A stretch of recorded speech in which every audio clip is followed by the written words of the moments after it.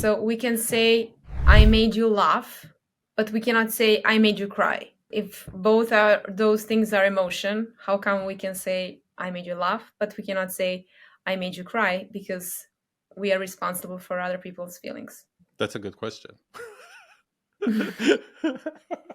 But the thing is, you also know that you can say the same thing and two people can hear this exact same thing and one might laugh and one might cry. Truth. Well, that also proves that our words are influencing other people, can influence other people's emotion. So then my mind went to the other thing, which is there are some people that are always questioning themselves, okay, I made you cry, or so how can I make this up to you? And then you have other people that can say mean things, and if other person is feeling bad about that, they're like, you're responsible for how you feel. I'm not responsible for how you're going to deal with your feelings.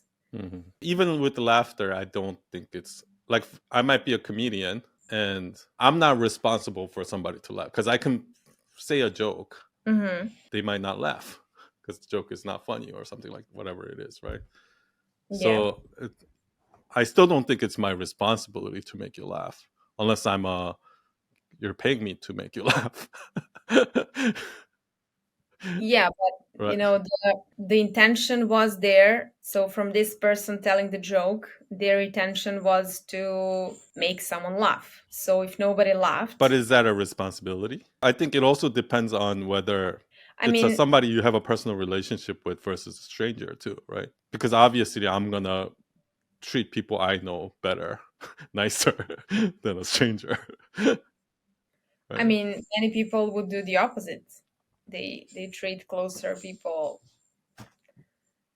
so bad, but they are good with people they don't know, because they can say whatever they want to their close people. But again, like that just goes to show you the reason why they did that is because, oh, I can say whatever to you. I know you're like, I know you're not going to be mad at me. Versus if this person, I want this person to like me, then I'm going to say it in a way that, you know, is more kinder or whatever it is, right?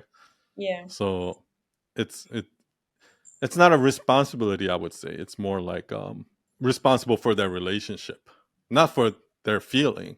If I hurt somebody's feeling, I'm not responsible for how they feel, but I am responsible for this relationship.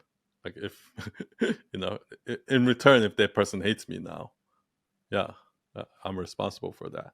okay. When we go to clarify this, because I wanted to use this common saying, like, you're not responsible for other people's feelings. What do you think that saying means? Because like usually that's said to people pleasers, right?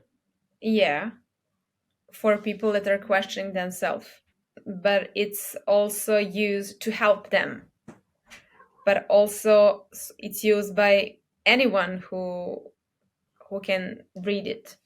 I mean, who can it kind of become, at least my assumption is, like a norm that you're not responsible for other But that's people's. exactly why I say there's no advice that's like a blanket statement, right? That advice works for somebody who's a people pleaser, Yeah. but it might not be a good advice for people like Ben Shapiro, for example, who already doesn't care about other people's feelings. Do you understand what I mean? Yeah. So people pleasers would their first thought would be that they are responsible for how other person feels. So in their case, they should practice that they are not responsible. If they are more like a narcissistic trait people, then that are it's easier for them to blame other people, then this advice is not for them. So it's kind of the Yeah. opposite.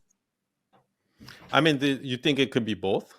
Do you think somebody can be like narcissistic and people pleaser at the same time?